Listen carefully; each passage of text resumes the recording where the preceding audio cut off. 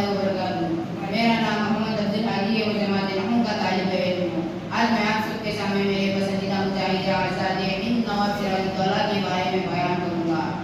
نواب سراج الدولہ کے بارے میں بیان کرنے سے پہلے آپ سب کے سامنے اشعار پیش کرنا چاہتا ہوں۔ باغ آزاد ہے، صحن چمن آزاد ہے، باغ آزاد ہے، صحن چمن آزاد ہے، ہو مبارک دوستو اپنا وطن آزاد ہے۔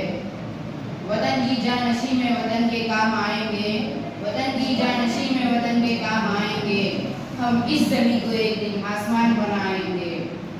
نواب سراج الدولہ 1733 عیسوی مشرق آباد بنگال میں پیدا ہوئے۔ انگریزوں نے کلکتہ میں ایسٹ انڈیا کمپنی قائم کر لی تھی۔ سراج الدولہ جان گئے تھے کہ انگریز ہندوستان پر قبضہ کرنا چاہتے تھے۔ سراج الدولہ انہوں نے انگریزوں کو بنگال سے نکل جانے کا حکم دیا، جس کے نتیجے میں جنگ پلاسی ہوئی۔ میر جعفر کی غداری کی وجہ سے اس جنگ میں 2 جولائی 1757 عیسوی کو سراج الدولہ شہید ہو گئے۔ شکریہ۔ Create a video of your talents and share it via WhatsApp on 9700491819. If you are new to this channel, then don't forget to subscribe. Thank you.